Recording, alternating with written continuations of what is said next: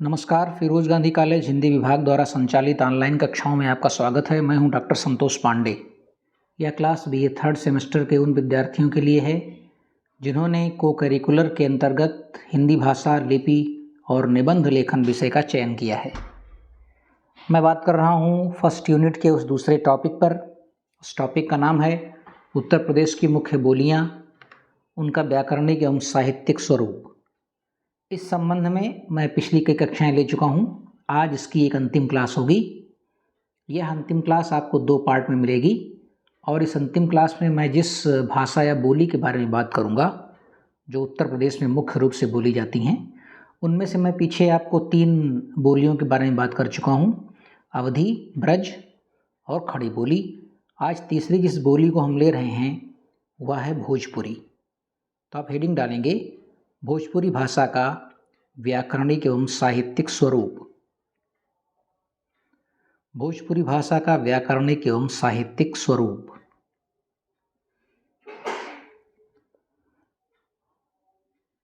चलिए इसमें हम लोग कुछ नोट्स लिखते हैं।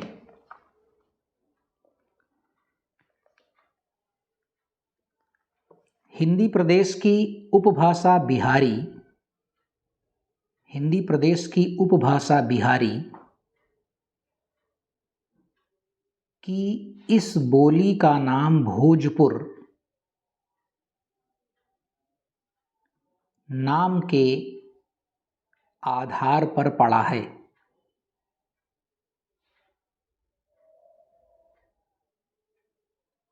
प्राचीन काल में भोजपुर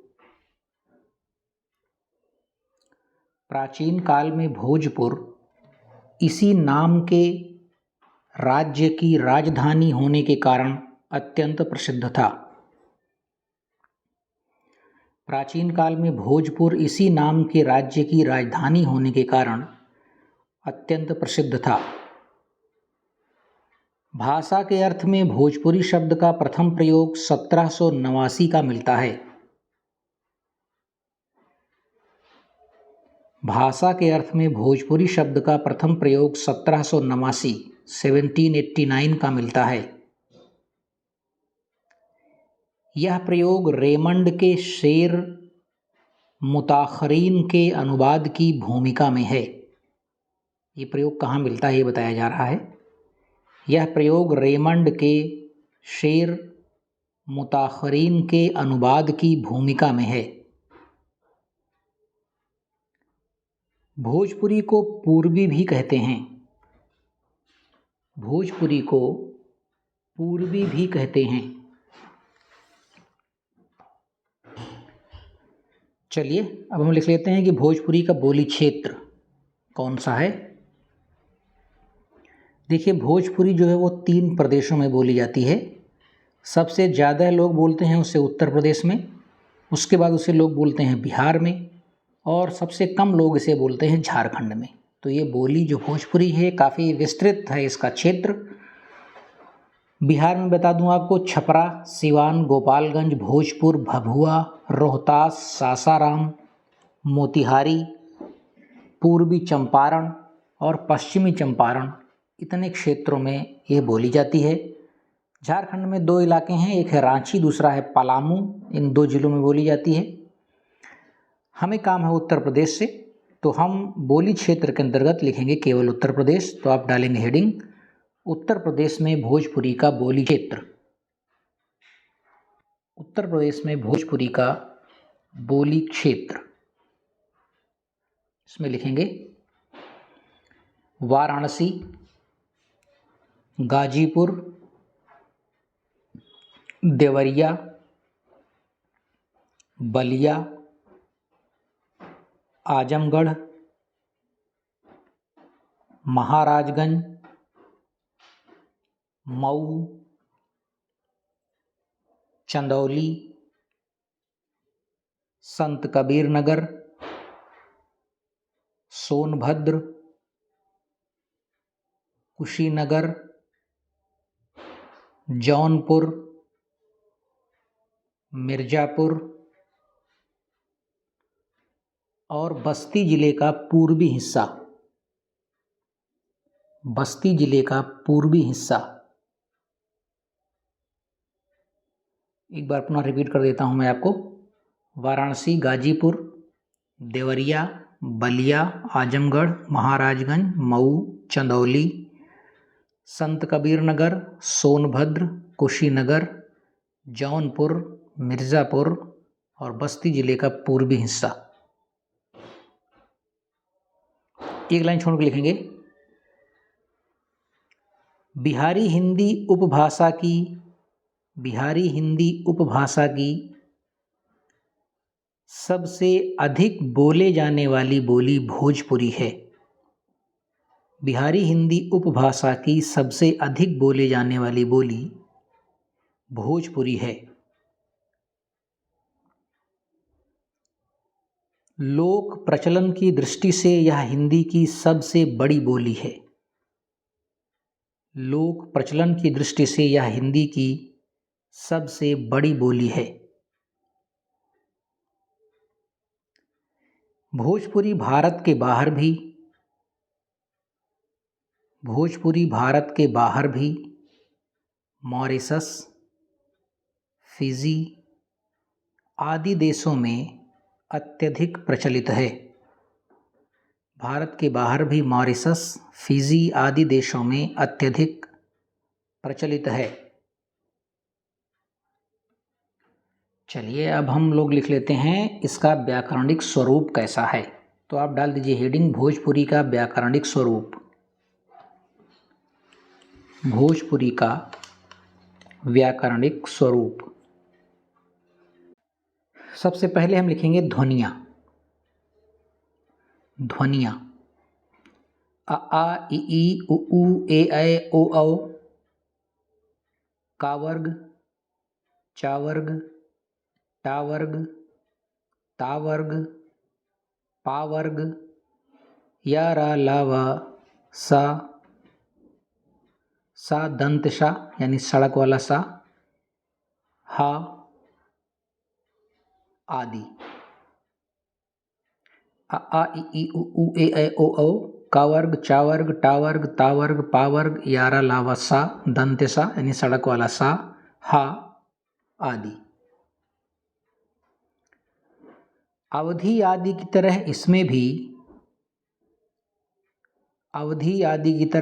भी सामान्य, दीर्घ एवं दीर्घतर रूप पाए जाते हैं।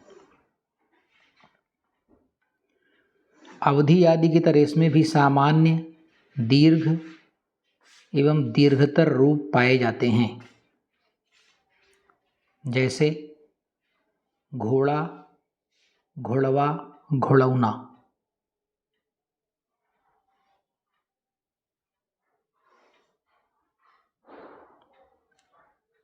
अगली बार लिखेंगे सर्वनामों में मैं, हम, मो, मोके, मोरा के, हमरा के, हमके, हमनी का, हमरन, हम पंचन, तोके, तोरा के, तोहरा के, तोहनी के आदि। आदर्शसूचक शब्दों में रउआ, राउर, रउआ, राउर, रउरा के, रउरा से आदि प्रयुक्त होते हैं।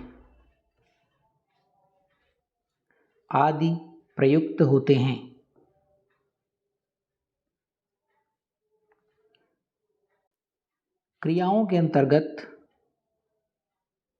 बाटी, बाड़ी,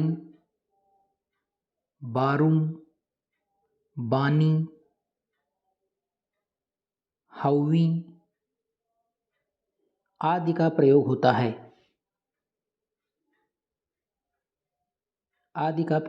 है। भूतकाल की क्रियाओं के लिए भूतकाल की क्रियाओं के लिए रहली, रहलों, रहले आदि का प्रयोग होता है। क्रिया विशेषणों में यहाँ, इहवा, इहाँ, इहवा, एठन, एठेन, एठिन, हियाँ, उहाँ, उहवा, ओठेन, उहाँ, उहवा, ओठेन, जहाँ, जहवा, जेठेन, तहाँ, तहवा, तेठेन, कहाँ, कहवा, केठेन, अब, एहजून, तब, तेहजून, काल, आजू, परसों, परौं आदि शब्दों का प्रयोग होता है। आदि शब्दों का प्रयोग होता है। इनको आप सारी चीज़ पॉइंट में लिखेंगे, एक तरफ नहीं लिखेंगे कहानी जैसी। एक बात ख़त्म हो जाए फिर दूसरा पॉइंट, फिर एक बात ख़त्म हो जाए फिर तीसरा पॉइंट, इस तरह से इन्हें लिखेंगे। तो ये हो गई भोजपुरी का व्याकरणिक विशेषताएं, भोजपुरी के बारे में और कुछ बातें तथा भोजपुरी का बोली क्षेत्र। अब मैं सोच रहा हूँ कि मैं इसके 2 पार्ट नहीं बनाऊँगा, इसी पार्ट में मैं भोजपुरी के बारे में सारी बात कर लेता हूँ। तो अब आप डाल दीजिए हेडिंग भोजपुरी की साहित्यिक विशेषताएं। भोजपुरी की साहित्यिक विशेषताएं या भोजपुरी का साहित्यिक स्वरूप। अब आप डालें हेडिंग भोजपुरी का साहित्यिक विकास। भोजपुरी का साहित्यिक विकास। और इसमें एक छोटी सी उप हेडिंग डालेंगे 7वीं से 11वीं शताब्दी के मध्य। भोजपुरी का साहित्यिक विकास मुख्य हेडिंग होगी, इसके बीच में एक हेडिंग पड़ेगी 7वीं से 11वीं शताब्दी के मध्य। इसमें लिखेंगे भोजपुरी कवियों का सबसे पहला उल्लेख बाणभट्ट द्वारा रचित हर्षचरित में मिलता है। भोजपुरी कवियों का सबसे पहला उल्लेख बाणभट्ट द्वारा रचित हर्षचरित में मिलता है। भोजपुरी कविता का सबसे पुराना रूप, भोजपुरी कविता का सबसे पुराना रूप नाथ संत चौरंगी नाथ की प्राण संकली, नाथ संत चौरंगी नाथ की प्राण संकली और चर्या पद की कविताओं में देखा जा सकता है। और चर्या पद की कविताओं में देखा जा सकता है।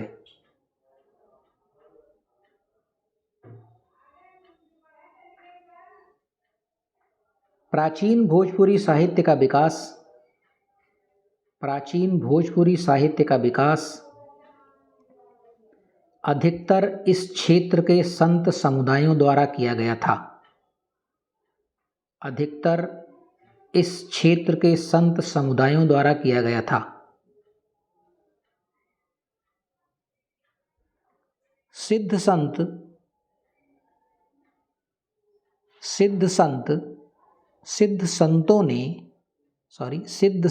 ने भोजपुरी में कुछ प्रारंभिक छंदों की रचना की। सिद्ध संतों ने भोजपुरी में कुछ प्रारंभिक छंदों की रचना की। इनमें सराहपा, कुक्कुरिपा और तिलोपा का नाम लिया जा सकता है।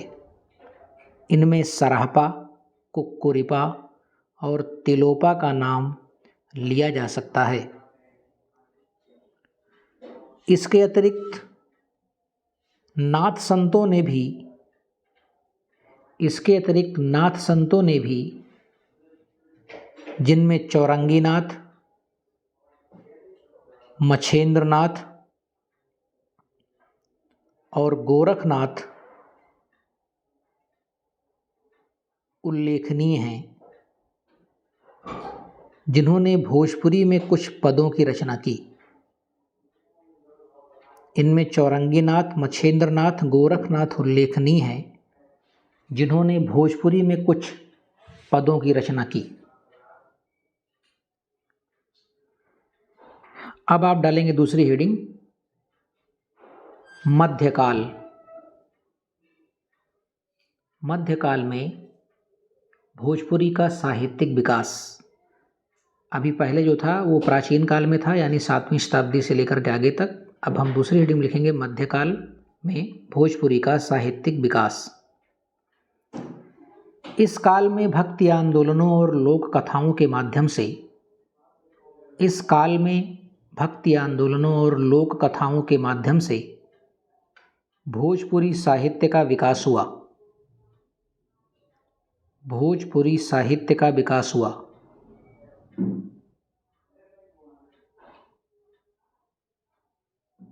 कबीर की प्राथमिक भाषा भोजपुरी थी। कबीर की प्राथमिक भाषा भोजपुरी थी और उन्होंने इसी भाषा में कविता लिखी। इसके अतिरिक्त धर्मदास, धरणीदास, दरिया साहेब आदि अन्य संतों का भी नाम उल्लेखनीय है, जिन्होंने भोजपुरी में रचना की। जिन्होंने भोजपुरी में रचना की। इस काल में राजा गोपीचंद, इस काल में राजा गोपीचंद, इस काल में राजा गोपीचंद, सेनुरमती, आल्हा, कुंवर विजयी और लोरिकायन जैसी कई लोक कथाएं भोजपुरी में लोकप्रिय हुईं। इस काल में राजा गोपीचंद, सेनुरमती, आल्हा, कुंवर विजयी और लोरिकायन जैसी कई लोक कथाएं भोजपुरी में लोकप्रिय हुईं। ये हो गया आपका मध्यकाल। अब आ जाते हैं हम आधुनिक काल पर। आप डाल देंगे हेडिंग, आधुनिक काल में भोजपुरी का साहित्यिक विकास। आधुनिक काल में भोजपुरी का साहित्यिक विकास। भोजपुरी साहित्य के आधुनिक काल को 3 चरणों में विभाजित किया जा सकता है। भोजपुरी साहित्य के आधुनिक काल को 3 चरणों में विभाजित किया जा सकता है। प्रारंभिक अवस्था, विकास अवस्था और उत्कर्ष अवस्था। 3 चरण हैं, प्रारंभिक अवस्था, विकास अवस्था और उत्कर्ष अवस्था। अब एक छोटी सी हेडिंग डालेंगे हम लोग, प्रारंभिक अवस्था। प्रारंभिक अवस्था, इसमें लिखेंगे 1880 के दशक में भोजपुरी में पुस्तकें प्रकाशित होने लगी थीं। 1880 के दशक में भोजपुरी में पुस्तकें प्रकाशित होने लगी थीं। इस अवधि के कुछ उल्लेखनीय लेखकों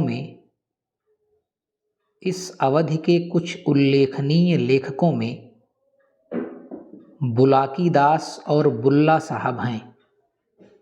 बुलाकी दास और बुल्ला साहब हैं।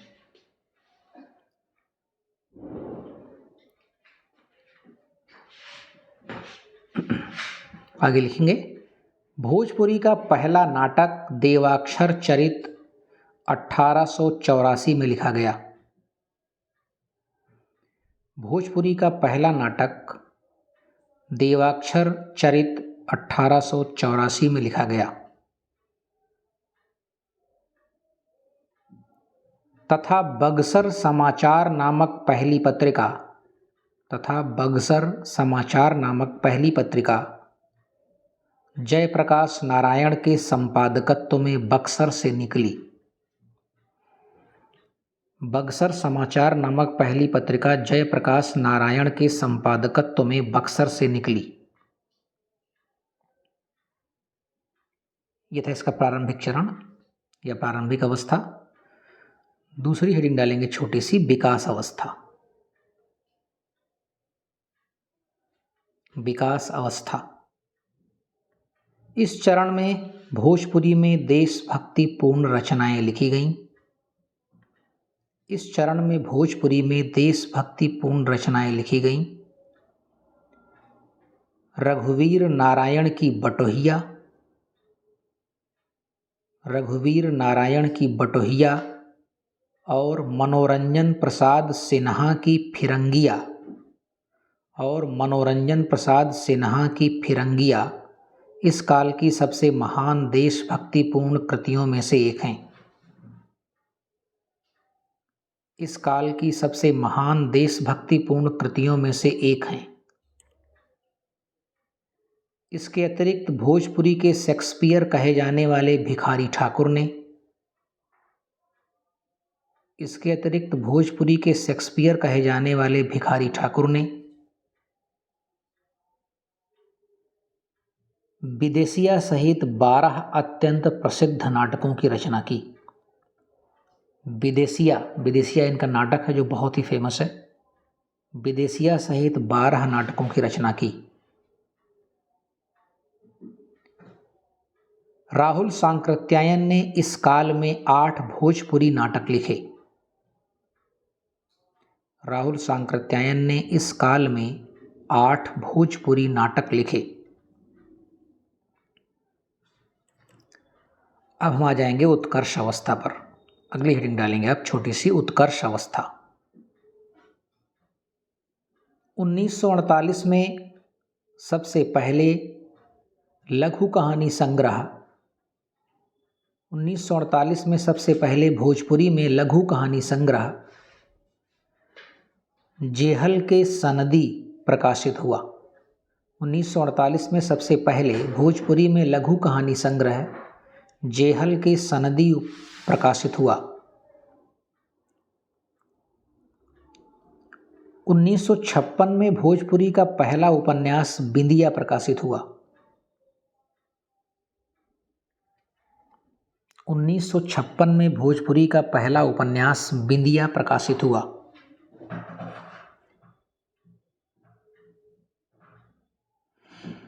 1960 के दशक में शिवपूजन सहाय ने 1960 के दशक में शिवपूजन सहाय ने अपनी पहली भोजपुरी लघु कहानी लिखी।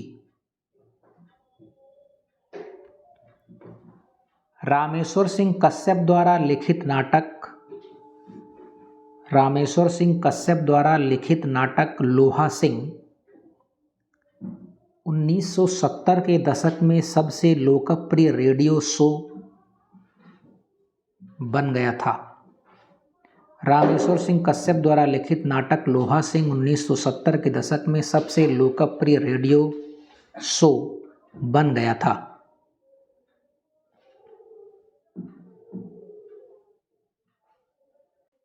एक लाइन छोड़ के लिखिए।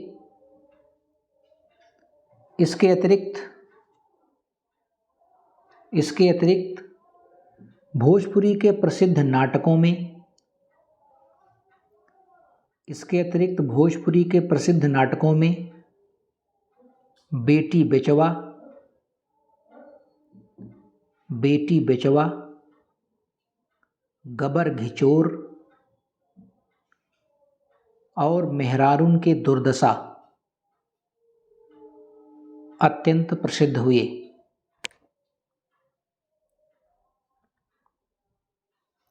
तथा कविताओं में बटोहिया और अछूत की शिकायत, बटोहिया था अछूत की शिकायत प्रसिद्ध कविताएं भोजपुरी में लिखी गईं। जैसी प्रसिद्ध कविताएं भोजपुरी में लिखी गईं।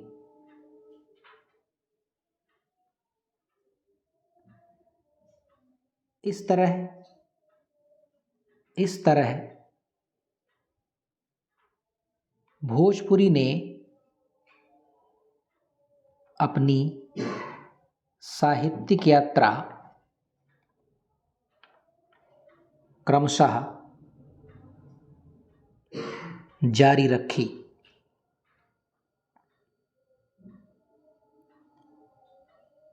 सिनेमा की बात करें तो